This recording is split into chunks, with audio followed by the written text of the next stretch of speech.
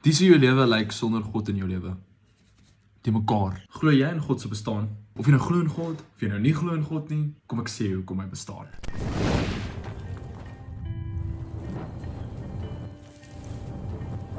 What's up my vurige vriende? Ek hoop julle is nog vuur en vlam aan die brand. Nou julle, daar's 'n groot rede hoekom ek wil praat vandag oor God se bestaan.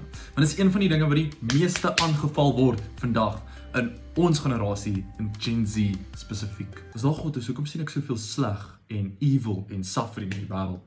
Hy bestaan seker nie. Glo jy in 'n sky daddy? Ek seker julle almal het al van hierdie staf gehoor.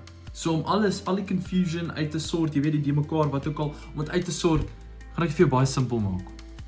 God bestaan. Okay, cool. Baie dankie dat julle gekyk het. Hoor gou wat sê hierdie teks in die Bybel. Die toorn van God word van die hemel af geopenbaar oor al die goddeloosheid en ongeregtigheid van die mense wat in ongeregtigheid die waarheid onderdruk. Omdat wat van God geken kan word, in hulle geopenbaar is, want God het dit aan hulle geopenbaar. Want sy onsigbare dinge kan van die skepping van die wêreld af in sy werke verstaan en duidelik gesien word, naamlik sy ewige krag en goddelikheid, sodat hulle geen verontskuldiging het nie. Hierdie teks sê basically hierso vir ons dat ons kan sien deur die skepping, hier waar ons leef en hoe wonderlik God die hele aarde en alles en hoe dit saamgewerk en net hoe amazing dit is, gemaak is, kan ons sien dat hy bestaan. Die getuienis dat God bestaan is alles wat ons rondom ons sien, elke liewe dag. Hoe weet jy 'n painting het 'n painter gehad, alhoewel die painter al lankal dood is? Die painting self is evidence dat daar 'n painter was. Hoe weet jy dat hierdie huis waarin ek nou sit, hierdie gebou, 'n bouer gehad het, 'n designer gehad het, 'n argitek gehad het?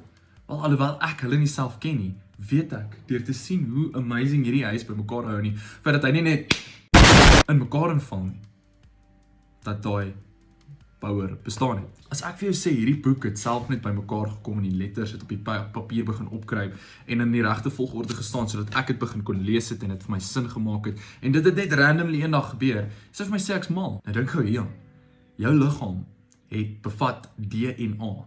En scientists noem hierdie DNA the book of life, want in hierdie DNA bevat dit basically die coding wat sê wat se kleur jou hare moet wees, jou oë moet wees, hoe jy moet lyk, presies wat se dimensies, alles dit, dat, daar. En net soos wat 'n boek 'n menslike skrywer gehad het hierdie DNA van jou ook 'n skrywer gehad. En dit was God. Die Bybel sê vir ons hy het ons almal geken voordat ons in ons ma se baarmoeders gevorm was. Het hy klaar geweet wat jou sou aanvang, alles verkeerd doen en presies hoe jy sou lyk. En ten spyte van al jou sonde, is hy nog steeds so lief vir jou. So kom ek deel gou vir jou 'n crazy geheim hierso. Almal weet en glo eintlik dat God bestaan. Hulle wil eintlik net nie hê hy moet bestaan nie. Omdat hulle, alhoewel hulle God geken het, hom nie as God verheerlik of gedank het nie, maar hulle het dwaas geword in hulle oorlegginge en hul onverstandige hart is verduister. Ons almal diep in ons, selfs die grootste ateïste, weet eintlik dat God bestaan. Hulle getuienis, daar's 'n getuienis in hulle gewete wat hulle vertel van hierdie ding. Maar as hulle sal tot so ver gaan, die crazieste goed glo om te sê God bestaan nie, sodat hulle nie nodig het om hulle lewens aan te pas vir daardie God nie. Dis hoekom mense nie in God wil glo nie. Dis hoekom ek nou vir jou wil sê, die waarheid is, daar is 'n God, 'n liefdevolle God, hy is so lief vir jou, maar daar is 'n almagtige God van hierdie heelal. En hy bestaan, of jy glo in hom of nie. Waarheid bly waarheid. Ek bedoel, ons almal weet van gravitasiekrag.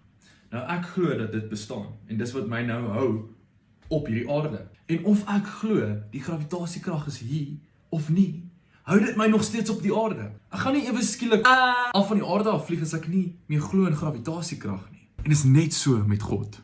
Of jy glo in hom of nie, hy bestaan. God se bestaan is evident in die skepping en alles wat ons rondom ons sien. Maar selfs in ons gewete, binne ons, diep in ons hart, weet ons elkeen.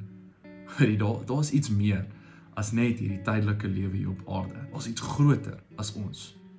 Dit is God. So in plaas van dat ons hierdie waarheid vat en dit verruil vir 'n leuen wat sê dat God nie bestaan nie sodat ons kan doen wat ons wil, moet ons God eer as wie hy is.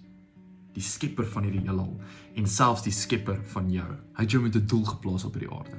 En of jy glo in hom of nie, hy het jou ongelooflik baie lief.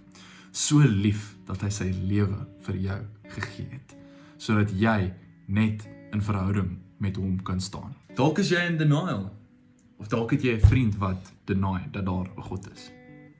Stuur hulle hierdie video, sodat hulle kan weet, hierdie God het hulle ongelooflik baie lief. Ek hoop jy het 'n vurige Vrydag.